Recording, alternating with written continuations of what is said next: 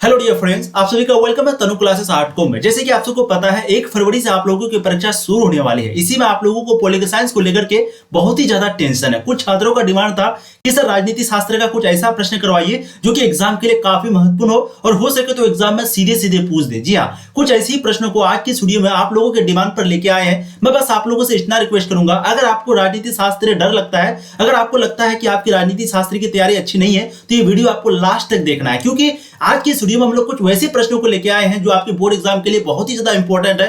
हो सकता है यहां से बहुत ज्यादा प्रश्न जो है आपके बोर्ड एग्जाम में सीधे सीधे देखने को मिले। आज का जो टारगेट है वो कम से कम 70% प्रश्न का जवाब देना है। अगर आप 70% प्रश्न का जवाब दे देते हैं तो यकीन मानिए आपकी जो तैयारी वो बहुत ही लाजवाब है। और अगर आप 70% का जवाब नहीं दे पाते हैं तो प्लीज आपको और थोड़ी सी तैयारी करने की जरूरत है, ठीक है। इसलिए क्वेश्चन का जो आंसर है वो आप ईमानदारी से दीजिएगा, चीटिंग किसी का भी नहीं करना है। एक एक आंसर आपको ईमानदारी से गांठ बांध के अच्छे से देना है, ठीक है। शुरू करते हैं। पहला प्रश्न आपके समक्ष आपके स्क्रीन पर, शीत युद्ध की शुरुआत कब से कब तक माना जाता है? हम लोग जानते हैं द्वितीय विश्व युद्ध जो है वो कब से कब तक चला था। तो द्वितीय विश्व युद्ध जो है वो 1939 से लेकर के 1945 के बीच चला था। और जैसे ही द्वितीय विश्व युद्ध खत्म हुआ तो 1945 से जो है शीत युद्ध की शुरुआत हो गई, ठीक है। तो 1945 के बाद से, यानी कि राइट आंसर आपका ऑप्शन ए हो जाएगा। शीत युद्ध की जो शुरुआत है वो 1945 के बाद से हो गई थी, यानी कि द्वितीय विश्व युद्ध के बाद हुई थी। और कब तक चली थी? तो 1991 तक चली थी, ठीक है। शीत युद्ध कब तक चला था? 1991 तक चला था। अगला प्रश्न आपका है, कौन से दो गुटों के बीच शीत युद्ध चला था? हम सब जानते हैं शीत युद्ध जो है वो दो देशों के बीच चला था, एक का नाम था अमेरिका और एक का नाम था सोवियत संघ। तो इन दोनों के बीच जो है शीत युद्ध चला था। तो ऑप्शन सी आपका सही हो जाएगा, बहुत ही बढ़िया। अमेरिका जो है वो पूंजीवादी को चाहता था और सोवियत संघ जो है वो साम्यवादी को चाहता था, इसीलिए इन दोनों के बीच जो है ये शीत युद्ध चला, ठीक है। तो राइट आंसर आपका ऑप्शन सी हो जाएगा, सेकंड नंबर का। बहुत ही लाजवाब। वीडियो को प्लीज लाइक कर दीजिएगा। आपके जो भी दोस्त नहीं जुड़ पाए हैं तो एक बार आप लोग वीडियो को शेयर भी कर दीजिएगा, ताकि आपके जो भी दोस्त क्लास में नहीं जुड़ पाए हैं वो भी इस क्लास का आनंद उठा पाए, क्योंकि ये क्लास काफी महत्वपूर्ण है आपके लिए, आपके एग्जाम के लिए। जी हाँ, क्योंकि इस वीडियो में हम लोग वैसे गिने चुने प्रश्न को लेकर आए हैं जो अनुभवी शिक्षकों के द्वारा तैयार किया हुआ प्रश्न है, इसलिए ईमानदारी से ध्यानपूर्वक सभी प्रश्नों को देखिएगा। चलिए, निम्नलिखित में से कौन शीत युद्ध के प्रमुख कारण रहे हैं? तो हम सब जानते हैं कि शीत युद्ध की ये सभी कारण है। जैसे अमेरिका और सोवियत संघ के बीच सैद्धांतिक मतभेद था, यानी कि अमेरिका चाहता था कि पूंजीवादी हो, सोवियत संघ चाहता था कि साम्यवादी हो। विजित प्रदेशों पर आधिपत्य संबंधी विवाद, इन दोनों के बीच जो है अधिकार करने का, ये वहां पर राज करना चाहता था, ये वहां पर राज करना चाहता था। और युद्धकालीन निर्णयों का अतिक्रमण, यानी कि ये सभी कारण है शीत युद्ध होने का। तो राइट आंसर आपके डी हो जाएंगे थर्ड नंबर प्रश्न का। अब अगला प्रश्न है क्वेश्चन नंबर 4, जो कि बहुत ही महत्वपूर्ण है और हमने आपको कई बार ये प्रश्न जो है करवाया है। देखिए, ताशकंद समझौता कब हुआ था? एक है आपका ताशकंद समझौता, एक है आपका शिमला समझौता, एक है आपका एक है सिंधु जल संधि, ठीक है, सिंधु जल संधि, सॉरी फॉर दैट। तो देखिए, ताशकंद समझौता जो है वो हुआ था पाकिस्तान और भारत के बीच हुआ था। ताशकंद समझौता पहले हुआ था कब? 1966 में, जब यहाँ के प्रधानमंत्री, द्वितीय प्रधानमंत्री लाल बहादुर शास्त्री जी थे, ठीक है। उसके बाद हुआ शिमला समझौता। और शिमला समझौता कब हुआ था? तो शिमला समझौता जो है वो 1972 में हुआ था। इंदिरा गांधी उस वक्त में प्रधानमंत्री थी और पाकिस्तान से आया था जुल्फिकार अली भुट्टो, ठीक है। तो ये दोनों कॉन्सेप्ट को आपको अच्छे से याद रखना है। कई बार आपको प्रश्न पूछा गया, इसलिए मैं बार बार आपको रिवाइज करवाता हूं, ताकि आपको जो प्रश्न है वो यही याद हो जाए। चलिए, ताशकंद समझौता में मुख्य बातें क्या थी? ताशकंद समझौता में सबसे पहला मुख्य बात तो यही था कि भारत पाकिस्तान जो है एक दूसरे पर कभी भी आक्रमण नहीं करेगा, विवादों को जो है शांतिपूर्ण ढंग से समाधान करेगा। कोई भी अगर मसला हो जाए तो शांतिपूर्ण तरीके से जो है उनका सोल्यूशन निकालेगा। भारत पाकिस्तान व्यापार को बढ़ावा देगा, भारत पाकिस्तान आतंकवाद पर रोक लगाएगा, ठीक है। तो ये तीनों जो है मुख्य बातें थी ताशकंद समझौता में। तो राइट आंसर आपका ऑप्शन डी हो जाएगा 5 नंबर का। ये आपका शॉर्ट क्वेश्चन में भी अगर पूछ देगा तो आप ये दोनों लाइन को लिख दीजिएगा, ठीक है। अगला प्रश्न, ताशकंद कहां है? बोलिएगा, बहुत ही इंपॉर्टेंट प्रश्न है। ताशकंद जो है वो आपका रूस में है। बहुत लोग सोच रहे होंगे कि पाकिस्तान में है, ये बिल्कुल गलत हो जाएगा। ताशकंद जो है वो आपका रूस में है और भारत और पाकिस्तान दोनों गया था रूस, और ये ताशकंद समझौता हुआ था 1966 में, ठीक है, 1966 में। चलिए, बहुत जबरदस्त। राइट आंसर इसका आपका सी हो जाएगा, बिल्कुल डियर, लाजवाब। ऐसे ही आप लोगों को आंसर देना है, गर्दा उड़ा देना है एकदम प्रश्न का, ठीक है। अगला, सोवियत संघ में साम्यवादी शासन की स्थापना कब हुई थी? तो सोवियत संघ में जो साम्यवादी शासन की जो स्थापना हुई थी वो हुई थी 1917 में, है ना। जब बोल्शेविक की क्रांति कब हुई थी? तो बोल्शेविक की क्रांति 1917 में हुई थी। उसी के बाद जो है ये सोवियत संघ की स्थापना हुई थी और जारशाही शासन का अंत हुआ था। जारशाही शासन का अंत भी जो है वो आपका 1917 में ही हुआ था, ठीक है। तो राइट आंसर आपका ऑप्शन ए हो जाएगा। अगला प्रश्न आपका है, लाल सेना निम्नलिखित में से किस देश की सेना को कहा जाता है? तो आप लोगों ने 10th क्लास में भी पढ़ा होगा, लाल सेना जो है वो सोवियत संघ की सेना को कहा जाता है, ठीक है। ऑप्शन आपके बी बिल्कुल सही हो जाएंगे 8 नंबर प्रश्न का। आप लोगों ने खूनी रविवार के बारे में पढ़ा होगा, खूनी रविवार जो रूस में चल रहा था, 10th क्लास में आप लोग पढ़े होंगे, है ना। ताशकंद समझौता कब हुआ था? तो ताशकंद समझौता जो है वो 1966 में हुआ था, अभी हमने आपको करवाया। और शिमला समझौता हुआ था 1972 में हुआ था। ठीक है, दोनों में आपको डाउट नहीं होना है, मैं बार बार आपको बता रहा हूं। ये भी आपको 2021 में पूछा गया है, बहुत सारे लोग कंफ्यूज हो जाते हैं, पता नहीं क्यों, आपको नहीं होना है। चलिए, बहुत जबरदस्त। ताशकंद समझौता किन दो देशों के बीच हुआ था? तो ताशकंद समझौता जो है वो भारत और पाकिस्तान के बीच हुआ था। ऑप्शन भी आपके सही हो जाएंगे 10th नंबर प्रश्न का। अगला प्रश्न है, निम्नलिखित में से कौन बाल्टिक गणराज्य थे? तो आप सबको पता है इनमें से सभी, यानी कि लिथुआनिया भी, एस्टोनिया भी और लताविया भी, ये सभी जो है बाल्टिक गणराज्य थे। तो राइट आंसर आपके डी हो जाएंगे 11th नंबर प्रश्न का। फटाफट जवाब देते हुए चलिए मेरे साथ। बोल्शेविक क्रांति कब हुआ था? तो बोल्शेविक क्रांति 1917 में हुआ था, अभी हमने आपको बताया। राइट आंसर आपका बी हो जाएगा। बहुत जबरदस्त, 12 का राइट आंसर आपका बी हो जाएगा कि बोल्शेविक क्रांति जो है वो 1917 में हुआ था और उसी समय जारशाही शासन का भी अंत हुआ था। इसलिए अगला प्रश्न आपका आ गया कि जारशाही शासन कब समाप्त हुआ? तो ये भी आपका 1917 में हुआ था। मैं आपको जितना चीज बता रहा हूं ये सारा चीज आपके लिए इंपॉर्टेंट है, इसलिए प्लीज ध्यानपूर्वक वीडियो को देखना है। और वीडियो को अभी तक जो लाइक नहीं किए, एक लाइक कर दीजिए आप लोग। ठीक है, अगर आपको प्रश्न पसंद आ रहा है तो प्लीज वीडियो को लाइक कर दीजिएगा, चैनल को सब्सक्राइब कर दीजिए, पहली बार आए हैं तो एक बार शेयर भी कर दीजिए ताकि आपके दोस्त भी जुड़ पाए। चलिए, बिहार विधान परिषद के सदस्यों का कार्यकाल कितना है? तो बिहार विधान परिषद की बात हो रही है यहाँ पर। ठीक है, विधान परिषद की जब भी बात हो जाए तो अब आपको लगाना है 6 वर्ष, 6 वर्ष। ठीक है, बिहार विधान परिषद के सदस्यों का जो कार्यकाल है वो 6 वर्ष का होता है। राइट आंसर आपका ऑप्शन ए हो जाएगा 14th नंबर प्रश्न का। अब अगला प्रश्न है आपके समक्ष, किस देश का संविधान विश्व का सबसे बड़ा संविधान है? बताइए, आपको पता ही है, हमारे देश, महान देश जो कि भारत है ना, तो भारत का जो संविधान है वो सबसे बड़ा है, लिखा हुआ संविधान है ना। इंग्लैंड में मौखिक संविधान है, भारत में लिखित संविधान है और सबसे बड़ा संविधान है भारत का। तो राइट आंसर आपका ऑप्शन सी हो जाएगा। कई बार पूछा गया है, बहुत लोग अमेरिका लगा देता है गलती से, पता नहीं अमेरिका में उनको जो क्या मिलता है। राइट आंसर आपका भारत होगा। ठीक है, भारत के प्रधानमंत्री अभी मतलब कि भारत के जो प्रधानमंत्री है वो तो नरेंद्र मोदी है, लेकिन यहाँ पर पूछा गया कि भारत के जो प्रधानमंत्री है क्या उसको निर्वाचित होता है या नियुक्त होता है या मनोनीत होता है? दो चीज यहां पर आपको डाउट होगा। ठीक है, एक नियुक्त में क्या डिफरेंस है, निर्वाचित में क्या है? देखिए, निर्वाचित का मतलब होता है जो कि जनता के द्वारा डायरेक्ट चुना जाता है। अब आप लोग बताइए, एक पीएम और एक आपका हो गया राष्ट्रपति है ना, तो प्रेसिडेंट यानी कि राष्ट्रपति में लिख देता हूं। तो देखिए, एक राष्ट्रपति होता है और एक आपका होता है पीएम। पीएम को डायरेक्ट हम लोग नहीं चुनते हैं, हम लोग चुनते हैं एमपी को। ठीक है, हम लोग क्या चुनते हैं? एमपी को चुनते हैं, यानी कि संसद को, और संसद फिर जो है पीएम को जाके चुनता है। ठीक है, यानी कि जो बहुमत पार्टी आता है, मान लेते हैं टोटल 500 सीट है तो 500 में से 251 सीट जिसको आएगा वो बनाएगा सरकार, और इस 251 में से एक को सरकार चुनेगा 250 लोग। ठीक है, तो ये हो गया, यानी कि बहुमत जिसको मिलेगा वही प्रधानमंत्री बनाता है। तो प्रधानमंत्री भी नियुक्त होता है और राष्ट्रपति भी नियुक्त होता है, निर्वाचित नहीं होता है। ठीक है, तो राइट आंसर आपका 16 का ए हो जाएगा। ध्यान रखिएगा, 2020 में पूछा गया है, हो सकता है आपको इस बार भी पूछ दे। अगला प्रश्न है, अमेरिका के वर्ल्ड ट्रेड सेंटर पर हमला कब किया गया था? तो हमने आपको बताया था कि अमेरिका के वर्ल्ड ट्रेड सेंटर पर जो हमला है वो किया गया था 9 सितंबर 2001 को, जिसको नहीं 11 सितंबर 2001 को। ठीक है, जिसको हम लोग 9/11 हमला कहते हैं। ठीक है, यानी कि 9 का मतलब हुआ कि 9वां महीना और 11 का मतलब हुआ 11 तारीख है ना। पहले अमेरिका में डेट लिखा जाता था, पहले महीने को लिखा जाता था, फिर दिन को लिखा जाता था, फिर 2001 को लिखा जाता था। ठीक है, तो ये हो गया आपका क्या, ये हो गया आपका मतलब सॉरी फॉर दैट, यहाँ पर हाँ पहले आपका जो है ये लिखा जाता था, पहले लिखा जाता था महीना, 9/11 हमला पहले लिखा जाता था महीना को, यानी कि सितंबर महीना, और 11 तारीख और 2001। ठीक है, इस तरीके से लिखा जाता था अमेरिका में पहले डेट को। तो अमेरिका के वर्ल्ड ट्रेड सेंटर पर जो हमला है वो 11 सितंबर 2001 को हुआ था। ऑप्शन बी आपके 17 का सही हो जाएंगे। क्या बात है, बहुत बढ़िया, आप लोग बिल्कुल सही दे रहे हैं। बराक ओबामा किस देश के राष्ट्रपति थे? बराक ओबामा अमेरिका के राष्ट्रपति थे। ऑप्शन आपके ए सही हो जाएंगे। अभी अमेरिका के राष्ट्रपति प्रेजेंट में कौन है? फटाफट जवाब दीजिए। अभी प्रेजेंट में वहां पर अमेरिका में राष्ट्रपति कौन है? फटाफट कमेंट कीजिए आप लोग। बिल्कुल जो बाइडेन है। जो बाइडेन, आपको याद रखना, पूछ भी सकता है कि अभी वर्तमान में अमेरिका के राष्ट्रपति कौन है? तो जो बाइडेन। ठीक है, अच्छा भारत के राष्ट्रपति अभी कौन है? भारत के राष्ट्रपति है द्रौपदी मुर्मू। नाम आप लोग को याद रखना है, द्रौपदी मुर्मू पूछा जाता है। ये छोटा छोटा प्रश्न है, आपको याद रखना है। चलिए, इराक द्वारा कुवैत पर जो आक्रमण कर कब्जा करने की जो घटना है वो कब हुई थी? इराक के द्वारा कुवैत पर पहले आक्रमण किया गया और कुवैत पर कब्जा जमाया गया, ये कब किया गया था? तो हम सबको पता है ये किया गया था 1990 में। ठीक है, 19 का राइट आंसर आपको ऑप्शन बी हो जाएगा। बहुत जबरदस्त, इसी को प्रथम खालिद भी कहा जाता है क्या?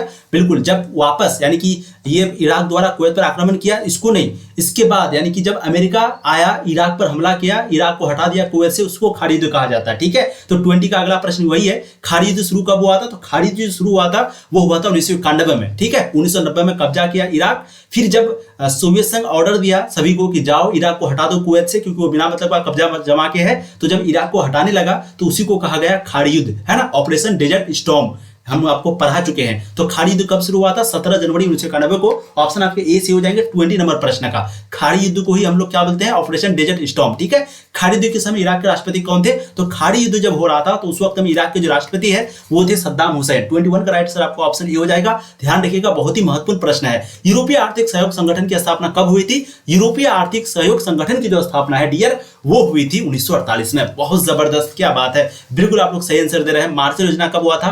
मार्शल योजना भी आपका 1948 में हुआ था। नाटो की स्थापना कब हुआ था? तो नाटो की स्थापना 1949 में हुआ था। ठीक है, चलिए, यूरोपीय परिषद की उत्पत्ति कब हुई थी? यहाँ पर परिषद की बात हो रही है, सिर्फ परिषद, ध्यान रखिएगा। बिल्कुल 23 का आपका यहाँ पर राइट आंसर आपका हो जाएगा, वो है 1950 में। यूरोपीय परिषद की जो उत्पत्ति है वो 1950 में हुई थी। ठीक है, अच्छा, दक्षिण का स्थापना कब हुआ था? दक्षिण का जो स्थापना है वो हुआ था 1985 में, याद रखना है 1985 में। ठीक है, चलिए, यूरोपीय संघ द्वितीय विश्व युद्ध की समाप्ति के बाद 1992 में जो है यूरोपीय संघ का गठन हुआ था। तो ध्यान रखिएगा, यूरोपीय संघ का गठन कब हुआ था? 1992 में, जब द्वितीय विश्व युद्ध खत्म हो गया और दूसरे विश्व युद्ध में यूरोपीय देशों की मान्यता और आर्थिक व्यवस्था पूरी तरह बर्बाद हो चुकी थी, जिस कारण यूरोप यूरोपीय संघ का रूप में उभरा है ना। यानी कि यूरोपीय व्यवस्था जो है पूरी तरीके से खत्म हो गई थी, आर्थिक व्यवस्था, इसलिए जो यूरोप है वो यूरोपीय संघ का रूप में, यानी कि यूरोपीय संघ का वो रूप ले लिया यूरोप। ठीक है, अगला, यूरोपीय संघ की स्थापना कब हुई? तो 1992 में हुई थी। ऑप्शन सी सही हो जाएंगे, कई बार आपको पूछा भी गया है। ठीक है, अगला प्रश्न एक मास्ट्रिच संधि के बारे में पूछा जाता है, हम आपको पढ़ा भी चुके हैं महामैराथन क्लास में। मास्ट्रिच संधि क्या होता है? तो इसे एक तरीके से यूरोपीय संघ की संधि भी कहा जाता है। ध्यान रखिएगा, मास्ट्रिच संधि को यूरोपीय संघ की संधि कहा जाता है। और यह कब हुआ था? 7 फरवरी 1992 को यूरोपीय समुदाय के बीच में यह समझौता को कहा जाता है। ठीक है, और यही समझौता कहां पर हुआ था? तो हॉलैंड में हुआ था, हॉलैंड में। तो मास्ट्रिच संधि हॉलैंड में हुआ था। कब हुआ था? 7 फरवरी 1992 को। और उसी समय 1992 को ही यूरोपीय संघ की भी स्थापना हुई थी। अगला है यूरोपीय संघ का मुद्रा का नाम क्या है? तो यूरोपीय संघ का मुद्रा है यूरो। राइट आंसर आपका डी हो जाएगा। 2014 में आपको पूछा गया है, फटाफट जवाब दीजिए, बिल्कुल कंफ्यूजन नहीं होना। चलिए, मार्शल योजना कब तैयार किया गया था? तो हम लोगों के देश की आजादी के 1 साल के बाद मार्शल योजना तैयार किया गया था अमेरिका के द्वारा यूरोपीय देशों की मदद करने के लिए। 26 का राइट आंसर आपका बी हो जाएगा। बहुत बढ़िया, क्या बात है, बहुत जबरदस्त। तो याद रखना आप लोगों को, मार्शल योजना जो है वो 1948 में अमेरिका के द्वारा शुरू किया गया था। ठीक है, अप्रैल महीना में। ठीक है, क्वेश्चंस क्या आपसे सॉल्व हो रहा है? अगर आपका सॉल्व हो रहा है तो यकीन मानिए आपकी जो तैयारी है वो बहुत ही लाजवाब है। अब आपको डरना नहीं है, अब आपको लड़ना है। ठीक है, और प्लीज वीडियो को लाइक कर दीजिएगा, शेयर कर दीजिएगा, अच्छे से मेहनत कीजिए। आपके पास समय बहुत कम है, मैं मानता हूं, लेकिन इतना समय में भी आप बहुत कुछ कर सकते हैं, इस बात की गारंटी मैं आपको देता हूं, अगर आप अच्छे से पढ़ने लग गए तो। चलिए, दक्षिण एशिया संघ, साउथ एशियन यूनियन, इसकी स्थापना कब हुई थी? तो इसकी जो स्थापना है वो हुई थी 2004 में। ऑप्शन आपके ए सही हो जाएंगे। अगला प्रश्न आपका है, दक्षिण एशिया में कौन कौन से देश आते हैं? तो आपको पता ही है, सबसे पहले भारत का नाम लेना है, फिर है पाकिस्तान का नाम ले लेना है। ठीक है, उनके बाद उधर से वापस जब आइएगा तो उधर आपका अफगानिस्तान चला जाता है, क्योंकि वो भी अभी शामिल हो गया है दक्षिण एशिया में, है ना, अफगानिस्तान भी शामिल हुआ है। उनके बाद आता है नेपाल, उनके बाद भूटान, उनके बाद बांग्लादेश, उनके बाद फिर उधर जाएंगे श्रीलंका, फिर मालदीव। तो ये सभी देश जो है वो मतलब कि दक्षिण एशिया में आते हैं। सारा देश का नाम आपको याद रखना है। टोटल संख्या कितनी है? 8। दक्षिण की स्थापना कब हुआ था? तो आप सबको पता है 1985 में, है ना, 85 में हुआ था। चलिए, अगला प्रश्न है, दक्षिण एशिया संघ का मूल उद्देश्य क्या है? तो दक्षिण एशिया संघ का सिर्फ एक ही उद्देश्य है, मूल उद्देश्य जिसको बोलते हैं वो है कि दक्षिण के देशों के आर्थिक विकास को गति प्रदान करना। यानी कि जितना भी देश इस संघ में शामिल है सबको एक दूसरे का जो आर्थिक विकास है उसमें मदद करना और गति, बहुत तेजी से गति हो। ठीक है, भारत ने श्रीलंका से अपनी शांति सेना जो है वो कब वापस बुला ली थी? तो आप सबको पता है, भारत जो है अपनी शांति सेना को श्रीलंका से जो है 1990 में वापस बुला लिया था। ऑप्शन आपके बी से हो जाएंगे 29 नंबर प्रश्न का, बहुत ही इंपॉर्टेंट है। अगला प्रश्न देखिए, ये सार्क का फुल फॉर्म आप लोग देख लीजिएगा। ठीक है, सार्क जिसको हम लोग दक्षिण बोलते हैं, है ना, south Asian association for regional cooperation, ये है सार्क का फुल फॉर्म। और इसकी शुरुआत 1985 में हुई थी, है ना। और इसका मुख्य उद्देश्य क्या था? अपने बीच सभी सदस्य एक दूसरे के आर्थिक विकास तथा सहयोग प्रदान करना, अभी जो मैंने बताया। और चीन को जो है दक्षिण एशिया का यानी कि दक्षिण का अंग नहीं माना जाता है। आपको पूछा भी जाएगा कि बताइए निम्न में से कौन सा देश है जिसको दक्षिण एशिया का अंग नहीं माना जाता है? तो वो है चीन। ठीक है, अगला, दक्षिण एशिया में मूलतः कितने देश है? तो दक्षिण एशिया में अभी 8 देश है। फिलहाल यहाँ पर आपका ऑप्शन नहीं है कोई भी, तो राइट आंसर ए ही लगा देना है। ठीक है, अभी भारत में कुल कितने राज्य हैं? तो अभी भारत में कुल 28 राज्य हैं, 29 नहीं है, ध्यान रखिएगा। अभी 29 राज्य नहीं है, एक राज्य को खत्म कर दिया गया है ना, जम्मू कश्मीर को। और अभी आपका राज्य जो है वो 28 है। ठीक है, और केंद्र शासित प्रदेश भी अभी 8 है। याद रखिएगा, पहले 9 था, लेकिन फिर से दो को मतलब कि एक को खत्म करके एक में मिला दिया गया। तो अभी टोटल आपका केंद्र शासित जो प्रदेश है वो भी 8 है और कुल राज्य है वो 28 है। ठीक है, लेकिन अगर आपको पूछे कि भारत का 29वां राज्य कौन सा है, तो अगर आपको 29वां यानी कि 29वें नंबर पर कौन सा राज्य बना था, टोटल राज्य तो 28 है, एक घट गया, लेकिन मान लेते हैं आप, जैसे आपका नंबर आया 13वां, आपका नंबर 13वां आया, तो हम क्या बोलेंगे कि आपका नंबर कौन सा था, तो 13वां नंबर था। लेकिन अभी टोटल संख्या कितनी, तो टोटल 10 ही हो गया, क्योंकि आगे वाला 2 जो है वो खत्म हो गया, लेकिन नंबर आपका तो 13वां ही था ना। तो वैसे ही 29वां राज्य अगर आपको पूछ दे तब आपको लगाना है तेलंगाना। ठीक है, आपको पूछा जाएगा बताइए भारत का 29वां राज्य का नाम क्या है, तो वह है तेलंगाना, जो कि आंध्र प्रदेश से अलग होकर के बना था। आंध्र प्रदेश और तेलंगाना का राजधानी है हैदराबाद, हैदराबाद ऐसे करके बोलता है। ठीक है, तो भारत में भी कुल कितने राज्य हैं, 28। चलिए, भारत में कितने संघ शासित प्रदेश है, 8। राइट आंसर क्या हो जाएगा यहाँ पर, बी हो जाएगा, याद रहेगा ना। चलिए, भारत में विविधता में एकता, ये किसने बताई थी, विविधता में एकता, है ना, यानी कि अलग अलग धर्म के लोग, अलग अलग जाति के लोग, अलग अलग संप्रदाय के लोग, अलग अलग भाषा बोलने वाले लोग एक साथ मिलकर के रहते हैं, इसी को बोलते हैं विविधता में एकता।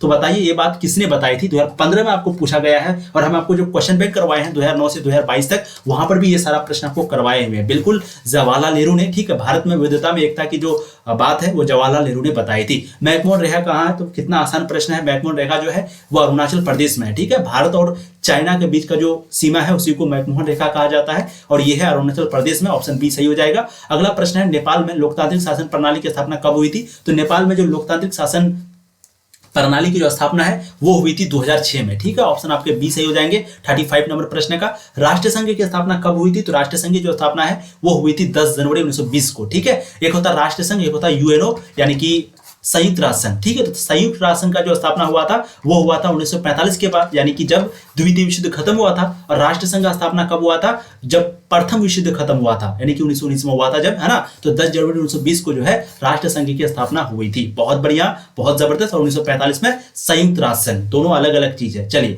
राष्ट्र संघ की स्थापना का मूल उद्देश्य क्या था, तो राष्ट्रीय संघ की जो जब स्थापना हो रही थी प्रथम विश्व युद्ध के बाद, तो उसका भी मूल उद्देश्य यही था जो आज है संयुक्त राष्ट्र संघ का। क्या था कि युद्धों का निवारण हो, शांति की स्थापना हो पूरी दुनिया में, मानवीय अधिकारों की रक्षा हो, ये सभी। तो 37 का राइट आंसर आपका डी हो जाएगा। राष्ट्र संघ का भी यही उद्देश्य था, लेकिन राष्ट्र संघ जो है द्वितीय विश्व युद्ध को नहीं रोक पाया, है ना। अगला प्रश्न, सोवियत संघ को राष्ट्र संघ से कब निकाला गया था, तो सोवियत संघ को राष्ट्र संघ से कब निकाला गया था, बिल्कुल राइट आंसर आपका हो जाएगा 1939 में निकाला गया था। ठीक है, ऑप्शन बी से हो जाएंगे, जब द्वितीय विश्व युद्ध में, क्योंकि देखिए 1920 में आपका राष्ट्र संघ की स्थापना हुआ, तो यहाँ पर सोवियत संघ भी था, लेकिन 1939 में सोवियत संघ को हटा दिया, और इसी के बाद से जो है द्वितीय विश्व युद्ध भी शुरू हो गया। ठीक है, तो सोवियत संघ को राष्ट्र संघ से 1939 में निकाला गया था। डेट आपको अच्छे से याद रखना है, 1939 से निकाला गया था। 38 का राइट आंसर आपका बी हो जाएगा। जैसे ही सोवियत संघ को निकाला, उसके बाद युद्ध द्वितीय विश्व युद्ध शुरू हो गया, और उनके बाद फिर द्वितीय विश्व युद्ध खत्म होने के बाद फिर एक शीत युद्ध भी चला। लगभग कितना साल हो गया, 1945 से लेकर के 91 तक, यानी कि उधर 41 साल और इधर आपका हो गया 5, 41 और 5 लगभग 46 साल आपका हुआ। ठीक है, चलिए, संयुक्त राष्ट्र संघ के चार्टर को सर्वसम्मति से कब स्वीकार किया गया था, 39 का राइट आंसर आपका क्या हो जाएगा, आपका 25 जून 1945 को स्वीकार किया गया था संयुक्त राष्ट्र के चार्टर को। ठीक है, बहुत बढ़िया, तो राइट आंसर आपका ए हो जाएगा। अगला प्रश्न आपका है, संयुक्त राष्ट्र संघ की स्थापना कब हुई थी, तो अभी हमने आपको बताया 24 अक्टूबर 1945 को। ठीक है, 24 अक्टूबर 1945 को संयुक्त राष्ट्र संघ की स्थापना हुई थी। 2019 में आपको ये प्रश्न पूछा गया, ऑप्शन बी आपके सही हो जाएंगे। तो अगर आपको पूछा जाए संयुक्त राष्ट्र संघ यानी कि यूएनओ, तो इसका स्थापना 24 अक्टूबर 1945 को। ठीक, और पूछा जाएगा कि सिर्फ राष्ट्र संघ का स्थापना कब हुई थी, तो ये 1920 में हुई थी, जनवरी महीने में, है ना, जनवरी महीने में 1920 में हुई थी। डेट आपको अच्छे से याद रखना है। परंपरागत सुरक्षा नीति के प्रमुख तत्व कौन सा हो जाएगा, तो परंपरागत सुरक्षा नीति के जो प्रमुख तत्व है, शक्ति संतुलन है, गठबंधन बनाना है, सामूहिक सुरक्षा।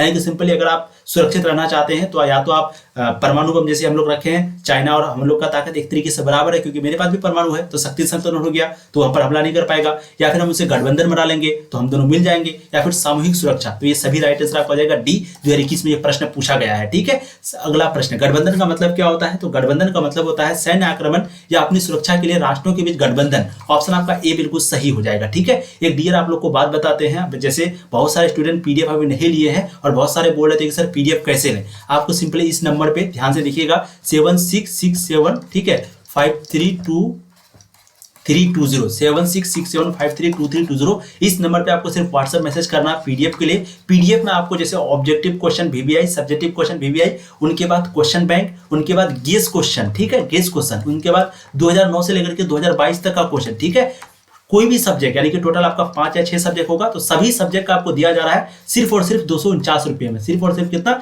249 रुपये में। तो इस नंबर पे आप व्हाट्सएप मैसेज करें और पेमेंट करें इस नंबर पे, ठीक है, 7667 इस नंबर पे आप व्हाट्सएप मैसेज कर दीजिए और पेमेंट आपको कितना करना, सिर्फ 249 रुपये में आपका ऑल सब्जेक्ट, सभी सब्जेक्ट का पीडीएफ दिया जा रहा है। जितना जल्दी हो सके अपने तैयारी को और बेहतर बनाने के लिए जल्द से जल्द आप लोग पीडीएफ ले लीजिएगा, बहुत ही जरूरी है। क्योंकि देखिए 249 रुपये में आप चाहेंगे तो एक दिन में भी खर्चा कर सकते हैं, कोई 2 दिन में खर्चा कर देता है, मॉडल पेपर वगैरह लेंगे तो वहां हो जाएगा, लेकिन आप ये पीडीएफ ले लेते हैं जो आपकी तैयारी वो बहुत बेहतर हो जाएगी, क्योंकि ये प्राइस जो है आपके लिए कम किया गया है, ठीक है। इसका प्राइस अगर आप कहीं पे जाएंगे तो 999, 500 इतना लेगा, लेकिन सिर्फ और सिर्फ 249 रुपये में आपको सारा पीडीएफ दिया जा रहा है, सभी सब्जेक्ट का, क्वेश्चन बैंक से लेकर गेस क्वेश्चन से लेकर के ऑब्जेक्टिव सब्जेक्टिव क्वेश्चन तक, साथ में special type of guess question दिया जा रहा है। तो जल्द से जल्द आप लोग ले लीजिएगा, आपके लिए बहुत ही इंपॉर्टेंट रहेगा, ठीक है। Thank you. इसमें आप लोग जो है पेमेंट करके भी आप स्क्रीनशॉट भेज सकते हैं, तो इस नंबर पे सिर्फ पेमेंट भी करना है, इसी नंबर पे व्हाट्सएप करना, सब कुछ इसी में है, ठीक है। चलिए फटाफट आप लोग देखिएगा, वैश्विक सुरक्षा के धारणा का विकास किस दशक में हुआ था, 43 का राइट आंसर हो जाएगा 1990 के दशक में, ऑप्शन ए सही हो जाएंगे, ठीक है। अगला, जमात उद दावा किस देश का आतंकवादी संगठन है, तो जमात उद दावा इस नाम से ही आपको समझ में आ रहा होगा, ये किसका है, पाकिस्तान का है, ठीक है, नाम से ही राइट आंसर आ जाएगा सी। जमात उद दावा जो है किस देश का आतंकवादी संगठन है, पाकिस्तान का, ठीक है, बहुत बढ़िया। अगला प्रश्न है, शिमला समझौता कब हुआ था, शिमला समझौता 1966 में हुआ था। आप सबको हम कई बार करवाए हैं, शिमला समझौता कब हुआ था, 72 में हुआ था, कई बार करवाए हैं ना। ताशकंद में तो अभी तो पता है शुरुआत में कि ताशकंद समझौता 1966 में हुआ था, कंफ्यूज नहीं होना, ताशकंद समझौता पहले हुआ था, टी आपका पहले है और एस आपका बाद में है, तो शिमला समझौता जो है वो 1972 में हुआ था। कंफ्यूजन नहीं होना है, क्योंकि ये प्रश्न देखिए कई बार पूछा गया है, क्योंकि स्टूडेंट जब कंफ्यूज हो जाता है तो वो भी सोचता है पूछो, इसे पूछो, नहीं जवाब देगा, गलत दे देगा, ठीक है। तो शिमला समझौता 1972 में हुआ था, उस समय प्रधानमंत्री इंदिरा गांधी इधर से गई थी और उधर से आया था कौन, जुल्फिकार अली भुट्टो, है ना। तो राइट आंसर आपका ए हो जाएगा 45 का। अगला है, रंगभेद की नीति निम्नलिखित में से किस देश में देखने को मिलती है, 46 का राइट आंसर आपका यहाँ हो जाएगा, वो है दक्षिण अफ्रीका में देखने को मिलती है, ऑप्शन आपका ए यहाँ पर सही हो जाएगा। अगला प्रश्न है, भारत पाकिस्तान के बीच जहाजरानी समझौता कब हुआ था, तो भारत और पाकिस्तान के बीच जो जहाजरानी जो समझौता है वो हुआ था 1975 में, ऑप्शन सी आपका सही हो जाएगा। 47वां नंबर प्रश्न का, आंतरिक सुरक्षा से संबंधित सही विकल्प का चयन करें, तो आंतरिक सुरक्षा से संबंधित ये सभी विकल्प सही है। जैसे आंतरिक सुरक्षा राष्ट्र के अंदर शांति व कानून व्यवस्था से होती है, आंतरिक सुरक्षा पर बाह्य सुरक्षा निर्भर करता है, यानी कि अगर देश के अंदर शांति रहेगा तो बाहरी दुनिया भी शांति रहेगा ना, घर के अंदर शांति रहेगा तो पूरा देश शांति रहेगा, वैसे ही देश के अंदर अगर हिंदू मुस्लिम सब मिलजुल के रहेगा तो पूरा जो दुनिया है वहां भी ठीक रहेगा। अगर देश के अंदर ही गड़बड़ी होगा तो ऑटोमेटिक है हम लोग आपस में उलझे रहेंगे और कोई हम लोग को मार के निकल जाएगा, है ना। तो राइट आंसर यहाँ पर आपका डी हो जाएगा, बहुत बढ़िया, बहुत जबरदस्त। अगला प्रश्न देखिए, निम्नलिखित में से कौन एक पर्यान्वित नहीं है, तो आप सबको पता है अरविंद केजरीवाल जो है वो पर्यान्वित नहीं है, क्योंकि दिल्ली जो है बहुत ज्यादा एक तरीके से यमुना नदी जो है बहुत गंदा है, दिल्ली में प्रदूषण बहुत ज्यादा है, तो इसीलिए अरविंद केजरीवाल को पर्यावरणविद नहीं माना जाता है, ऑप्शन डी सही हो जाएगा। 2012 और 19 में पूछा गया है। अगला प्रश्न है आपका, 1987 में हुए मॉन्ट्रियल समझौता में मुख्य परिणाम आया, बताइए, फटाफट जवाब दीजिएगा। 1987 में हुए जो मॉन्ट्रियल समझौता है उसमें मुख्य परिणाम क्या आया था, तो उसमें जो मुख्य परिणाम आया था वो है वर्ष 2000 तक सीएफसी पर पूर्ण प्रतिबद्ध लग जाए, ठीक है, यही आया था 1987 में मॉन्ट्रियल समझौता में मुख्य परिणाम, ऑप्शन आपका ए सही हो जाएंगे। तो फटाफट आप लोग बताइएगा कि 50 में से आप लोगों ने कितना सही किया, फटाफट आप लोग को जवाब देना है, और किसी का अगर 50 में से 40 सही हुआ बहुत जबरदस्त है, 40 से अगर कम हुआ है तो प्लीज आपको और मेहनत करने की जरूरत है। इसी बात पर वीडियो को लाइक, चैनल को भी सब्सक्राइब कर दीजिए और एक बार जम करके वीडियो को खत्म होने से पहले शेयर कर दीजिए। और अगर आपकी तैयारी कम है और आपको लगता है कि और अच्छी होनी चाहिए, प्रैक्टिस अगर आप और करना चाहते हैं, ज्यादा करना चाहते हैं, तो आपको सिंपली गूगल या फिर अपने मोबाइल का क्रोम ब्राउज़र को ओपन करना है, वहां पर आपको सर्च करना तनु क्लासेस, ये वेबसाइट है, इस पर क्लिक करेंगे जैसे ही तो इस प्रकार का आपको वेबसाइट खुल जाएगा। यहाँ पर आप सभी सब्जेक्ट का कम समय में बेहतर तैयारी कर सकते हैं, ठीक है। तो अभी जाइए आप गूगल पर, क्रोम ब्राउज़र पर, वहां पर tanuclasses.com सर्च कीजिए और अच्छे से तैयारी कीजिए। सारा सब्जेक्ट की वहां पर क्वेश्चन आंसर जो है आपको दी हुई है। थैंक यू सो मच, आपने अपना कीमती वक्त दिया, ऐसी पढ़ाई करते रहिए। All the very best, thank you.